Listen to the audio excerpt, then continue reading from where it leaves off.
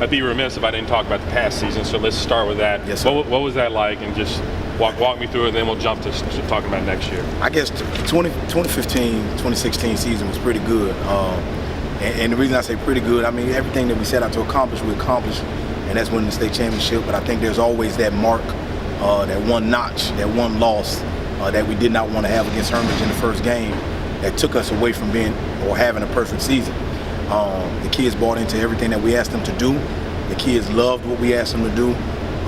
They enjoyed it, and they became a great team. And we always preach that great teams win championships, not great individuals.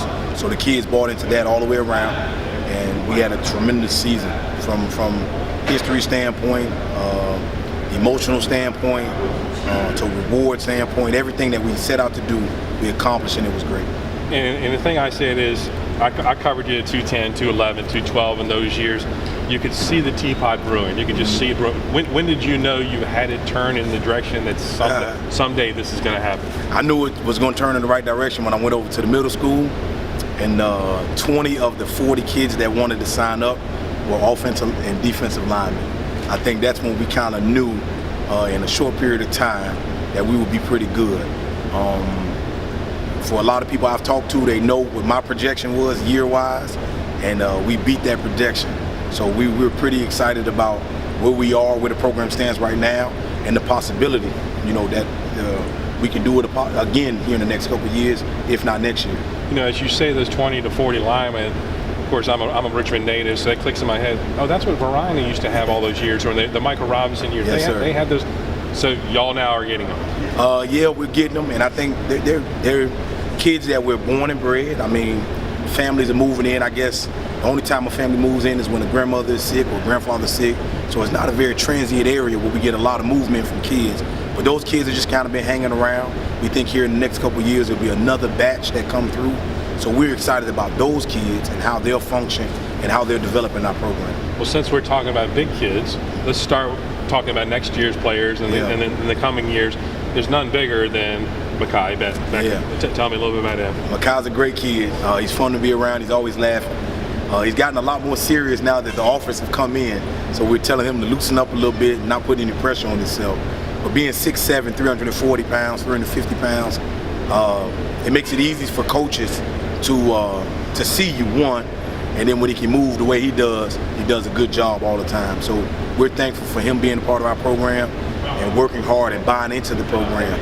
Early on as a sophomore, we had to put him down on JV, and he was about 6'5", 350 pounds. And a kid that big on JV, people look like, well, maybe he can't move. We just knew he needed a little bit more work, and we wanted him to play in every single game that he dressed for. And playing JV helped him in that regard. And then as a junior, he just stepped right into the fold and became a powerhouse for us. I saw you play twice this year, and you definitely can see him from up in the stands. Yes, sir. He told me he has 16 offers? 16 offers at the present time, yes, sir. And what's the highlight of that offer right now? Who showed up here that's just awed everybody?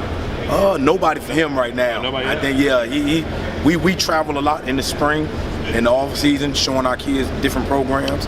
And it was no one program that put him in a situation that made him feel special by any means. He's just a guy that's going to work. He's going to go through the process and make sure he finds the best school and the best fit for him.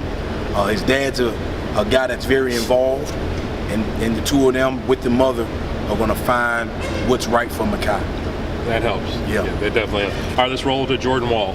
Tell me about Jordan Wall. Jordan Wall is middle linebacker. He's stapled our program. He plays extremely hard. He put on a couple pounds that probably weren't good, so we're going to try to slim him down a little bit, get him around to the 210, 220 range. He's about at 230 right now. But if we can get him moving in that direction and moving down, he'll be back to the way he ran as a freshman and a sophomore. But he's a tackling machine. He over 100 tackles this year. We look for the same thing for him to do next year, and we just want him to be as good as he possibly can. And I think the way he leads academically and athletically puts us in a great position to be successful, no matter who we're playing and when we're playing. He told me he was going to take 2 visits to Columbia and Yale. Yeah. So that wowed me right away. He's a 3.9 GPA. Is he? Yeah, he's a great student, and he's done well on his SAT, over the 1,000 mark on his SAT already, taking it for the first time. He's going to be just a great kid and a great person and a great man when it's all said and done. Those schools will set you right. Yeah. James Jackson, junior, wide receiver. James is tall and lean, and he can run like a deer. He's just sure-handed and steady. You know, he is basically a flatline type guy, meaning, you know, he's not up and down. And sometimes people think a flat line is flat and dead, yeah. But in James' situation, he's just consistent, and that's what we look for in our football players, and he does that on a regular basis. He catches it when he needs to catch it. I think that's what you want from a receiver, but he also blocks when he needs to block, and blocks when he doesn't need to block on the backside of the play. So we're very excited about him. All right, you got a few receivers. Billy Kemp, 5'9", 160, sophomore. Billy's just come in. We hadn't seen Billy in the Highland Springs uniform, but we seen him in a Rivals uniform, and he looked pretty good when he played against us. So we know he's going to be a force to be reckoned with on the football field when he can mix in with the other guys. So he's like adding icing on the cake. You know, we got the main ingredients there. Everything's being baked and put where it needs to be put. But now he's going to be icing to help us move in the right direction. Where's he coming from? Lee Davis. Lee Davis. Oh, then I saw him play. Okay. Yep. Next one was Robert Jones. He said, well, I talked to Billy McMullen about him. He said he's transitioning from quarterback. You brought him up. Did you bring him up last year in Taylor? Yeah. So take me through his transition. He was your JV quarterback, and now he's returned to a wide receiver. He was the JV athlete, and now he's just hold on to the ball. He's going to be a varsity athlete now. So we're going to use him all over the place. Quarterback, wide receiver. We're going to use him at running back. He's going to play a little defensive back. He's a talented athlete that we're going to utilize in every aspect we possibly can. We're going to let him return kicks, we let him return punts. However we can get his hands on the ball, we're going to use him. He'll remind you a lot of Greg Dortch when times. Oh, really? Yeah, when people have him pinned in the corner, he's the guy that's going to get out of the corner.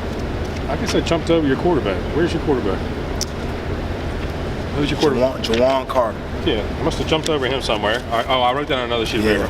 Well, Jawan Carter's a 2-year starter. He'll be a 3-year starter as a senior. And in his career, he's lost 2 games. So I think that goes to say how good of a quarterback he is. Now, people believe that he can't run. He just doesn't have to run. He's a facilitator, and he facilitates all his drills. He facilitates all of his football players in the right direction. And we appreciate what he's done and how he's done it. He has not complained about anything I've asked him to do. He's just gotten better.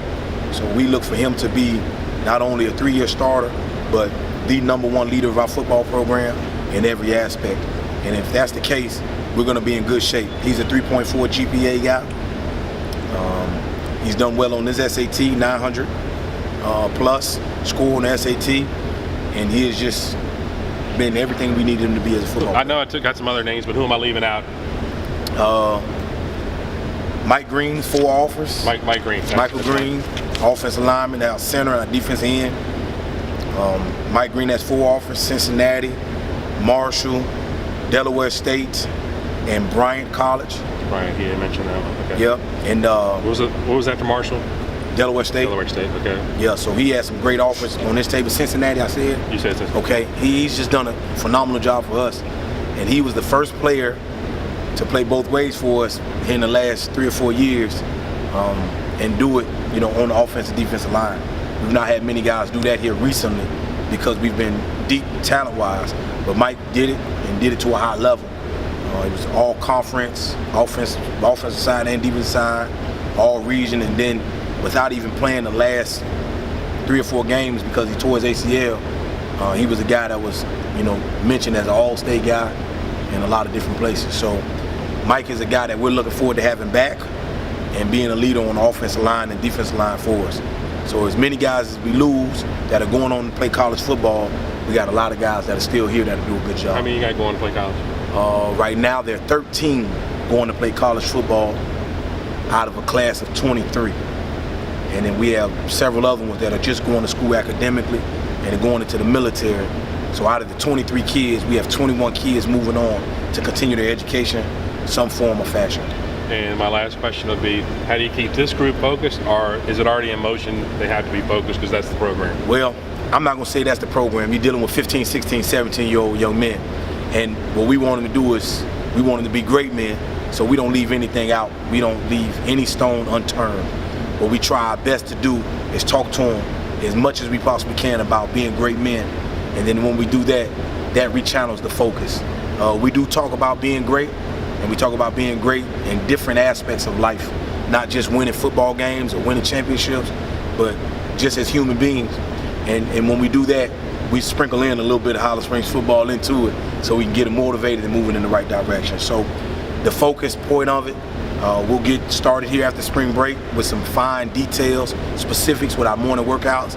And then when we do that, I think we'll turn the corner and get the kids where they need to be.